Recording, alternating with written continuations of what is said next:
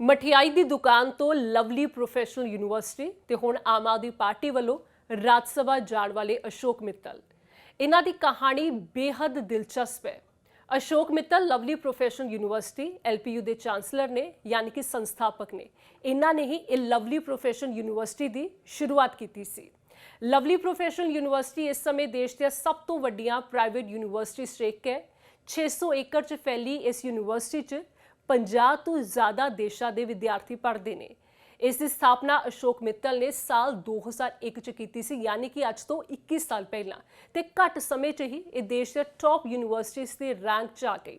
ਦਰਅਸਲ ਅਸ਼ੋਕ ਮਿੱਤਲ ਦੇ ਸਵਰਗਵਾਸੀ ਪਿਤਾ ਬਲਦੇਵ ਰਾਜ ਮਿੱਤਲ ਨੇ ਮਠਿਆਈ ਦੀ ਦੁਕਾਨ ਸ਼ੁਰੂ ਕੀਤੀ ਸੀ। ਉਹਨਾਂ ਨੇ ਇਸ ਦੇ ਲਈ 500 ਰੁਪਏ ਦਾ ਕਰਜ਼ਾ ਲਿਆ ਸੀ। ਮਠਿਆਈ ਦੀਆਂ ਕੀਮਤਾਂ ਘੱਟ ਹੋਣ ਦੇ ਵਜ੍ਹਾ ਨਾਲ ਦੁਕਾਨ ਚੱਲ ਗਈ। ਇੱਕ ਛੋਟੀ ਜਿਹੀ ਦੁਕਾਨ ਸੀ ਤੇ ਪਿਤਾ ਦੇ ਕੰਮ 'ਚ ਹੱਥ ਵੰਡਾਉਣ ਦੇ ਲਈ ਉਹਨਾਂ ਦੇ ਵੱਡੇ ਬੇਟਿਆਂ ਰਮੇਸ਼ ਤੇ ਨਰੇਸ਼ ਨੇ ਪੜ੍ਹਾਈ ਵਿਚਕਾਰ ਹੀ ਛੱਡ ਦਿੱਤੀ। ਰਮੇਸ਼ ਨੇ 11ਵੀਂ ਤੋਂ ਬਾਅਦ ਪੜ੍ਹਾਈ ਛੱਡ ਦਿੱਤੀ ਤੇ ਨਰੇਸ਼ ਕਾਲਜ ਦੀ ਪੜ੍ਹਾਈ ਵਿਚਕਾਰ ਹੀ ਛੱਡ ਕੇ ਪਿਤਾ ਦੇ ਕਾਰੋਬਾਰ 'ਚ ਆ ਗਏ।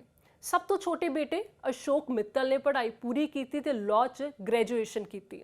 1986 'ਚ ਮਿੱਤਲ ਪਰਿਵਾਰ ਨੇ ਆਪਣੇ ਮਠਿਆਈ ਦਾ ਕਾਰੋਬਾਰ ਵਧਾਇਆ ਤੇ ਜਲੰਧਰ 'ਚ ਲਵਲੀ ਸਵੀਟਸ ਦੇ ਨਾਮ ਨਾਲ ਮਠਿਆਈ ਦਾ ਇੱਕ ਸ਼ੋਰੂਮ ਖੋਲਿਆ, ਜਿੱਥੇ ਕਈ ਤਰ੍ਹਾਂ ਦੀਆਂ ਮਠਿਆਈਆਂ ਮਿਲਦੀਆਂ। ਇਹ ਸ਼ੋਰੂਮ ਅੱਜ ਵੀ ਹੈ, ਜੋ ਮਾਲ 'ਚ ਤਬਦੀਲ ਹੋ ਗਿਆ ਹੈ। ਤੁਸੀਂ ਜਲੰਧਰ 'ਚ ਇਸ ਮਾਲ ਨੂੰ ਜ਼ਰੂਰ ਲੰਘਦੇ ਹੋਏ ਵੇਖਿਆ ਹੋਵੇਗਾ ਜਾਂ ਕਦੀ ਮਠਿਆਈ ਲੈਣ ਗਏ ਹੋਵੋਗੇ। ਖੈਰ, ਪੜ੍ਹਾਈ ਪੂਰੀ ਕਰਨ ਤੋਂ ਬਾਅਦ ਅਸ਼ੋਕ ਮਿੱਤਲ ਦੀ ਕਾਰੋਬਾਰ 'ਚ ਐਂਟਰੀ ਹੋਈ। ਅਸ਼ੋਕ ਇਸ ਕਾਰੋਬਾਰ ਨੂੰ ਸਿਰਫ ਮਠਿਆਈ ਤੱਕ ਸੀਮਿਤ ਨਹੀਂ ਰੱਖਣਾ ਚਾਹੁੰਦੇ ਸੀ, ਉਹ ਇਸ ਨੂੰ ਦੂਜੇ ਸੈਕਟਰਸ 'ਚ ਵਧਾਉਣਾ ਚਾਹੁੰਦੇ ਸੀ। ਅਸ਼ੋਕ ਨੇ ਇਸ ਦੇ ਲਈ ਆਟੋ ਸੈਕਟਰ ਨੂੰ ਚੁਣਿਆ। 90 ਦੇ ਦਹਾਕੇ 'ਚ ਬਜਾਜ ਦਾ 2 ਵੀਲਰ ਆਮ ਆਦਮੀ ਦੀ ਪਹਿਚਾਣ ਬਣ ਚੁੱਕਾ ਸੀ। ਇਸ ਲਈ ਉਹਨਾਂ ਨੇ ਬਜਾਜ ਦੀ ਡੀਲਰਸ਼ਿਪ ਲੈਣ ਦਾ ਫੈਸਲਾ ਲਿਆ। ਇਹ ਦੱਸਿਆ ਜਾਂਦਾ ਹੈ ਕਿ ਸ਼ੁਰੂਆਤ 'ਚ ਬਜਾਜ ਨੇ ਆਪਣੀ ਡੀਲਰਸ਼ਿਪ ਇੱਕ ਮਠਿਆਈ ਵਾਲੇ ਨੂੰ ਦੇਣ ਤੋਂ ਇਨਕਾਰ ਕਰ ਦਿੱਤਾ ਸੀ। ਹਾਲਾਂਕਿ ਬਾਅਦ 'ਚ ਉਹਨਾਂ ਨੂੰ ਇਹ ਡੀਲਰਸ਼ਿਪ ਮਿਲ ਗਈ। 1991 'ਚ ਅਸ਼ੋਕ ਮਿੱਤਲ ਨੇ ਲਵਲੀ ਆਟੋ ਦੇ ਨਾਮ ਨਾਲ ਡੀਲਰਸ਼ਿਪ ਸ਼ੁਰੂ ਕੀਤੀ। 1996 'ਚ ਉਹਨਾਂ ਨੂੰ ਮਾਰੂਤੀ ਸੁਜ਼ੂਕੀ ਦੀ ਡੀਲਰਸ਼ਿਪ ਵੀ ਮਿਲ ਗਈ। ਕੁਝ ਹੀ ਵਕਤ 'ਚ ਲਵਲੀ ਆਟੋ ਦਾ ਨਾਮ ਪੰਜਾਬ ਦੀ ਸਭ ਤੋਂ ਵੱਡੀ ਆਟੋ ਡੀਲਰਸ਼ਿਪ 'ਚ ਸ਼ਾਮਲ ਹੋ ਗਿਆ। ਮਠਿਆਈ ਤੇ ਆਟੋ ਡੀਲਰਸ਼ਿਪ ਦੇ ਬਿਜ਼ਨਸ 'ਚ ਕਾਮਯਾਬੀ ਮਿਲਣ ਤੋਂ ਬਾਅਦ ਅਸ਼ੋਕ ਮਿੱਤਲ ਨੇ ਐਜੂਕੇਸ਼ਨ, ਯਾਨੀ ਕਿ ਸਿੱਖਿਆ ਦੇ ਸੈਕਟਰ 'ਚ ਕਦਮ ਰੱਖਣ ਦਾ ਫੈਸਲਾ ਲਿਆ। ਇਸ ਮਕਸਦ ਨਾਲ ਉਹਨਾਂ ਨੇ ਸਾਲ 2001 'ਚ ਪੰਜਾਬ ਦੇ ਫਗਵਾੜਾ 'ਚ ਪਹਿਲਾ ਕਾਲਜ ਸ਼ੁਰੂ ਕੀਤਾ। ਇਹ ਕਾਲਜ 3.5 ਏਕੜ 'ਚ ਫੈਲਿਆ ਸੀ। ਹੌਲੀ-ਹੌਲੀ ਇਸ ਵਿੱਚ ਕਈ ਸਾਰੇ ਕਾਲਜ ਸ਼ਾਮਲ ਹੁੰਦੇ ਗਏ ਤੇ ਲਵਲੀ ਪ੍ਰੋਫੈਸ਼ਨਲ ਯੂਨੀਵਰਸਿਟੀ ਬਣ ਗਈ।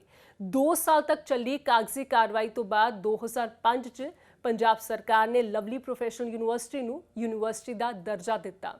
ਲਵਲੀ ਗਰੁੱਪ ਭਾਰਤ ਦੇ ਵੱਡੇ ਕਾਰੋਬਾਰੀ ਘਰਾਣਿਆਂ 'ਚੋਂ ਇੱਕ ਹੈ। ਬਲਦੇਵ ਰਾਜ ਮਿੱਤਲ ਦੀ ਮਠਿਆਈ ਦੀ ਦੁਕਾਨ ਨਾਲ ਸ਼ੁਰੂ ਹੋਇਆ ਇਹ ਬਿਜ਼ਨਸ ਗਰੁੱਪ ਅੱਜ ਮਠਿਆਈ ਦੀ ਦੁਕਾਨਾਂ ਤੋਂ ਇਲਾਵਾ ਯੂਨੀਵਰਸਿਟੀ, ਕਾਲਜ ਤੇ ਆਟੋ ਡੀਲਰਸ਼ਿਪ ਵਰਗੇ ਕਾਰੋਬਾਰ ਵੀ ਸੰਭਾਲ ਰਿਹਾ ਹੈ ਤੇ ਅਸ਼ੋਕ ਮਿੱਤਲ ਹੁਣ ਆਮ ਆਦਮੀ ਪਾਰਟੀ ਦੇ ਜ਼ਰੀਏ ਰਾਜ ਸਭਾ ਜਾਣ ਦੀ ਤਿਆਰੀ ਕਰ ਰਹੇ ਨੇ।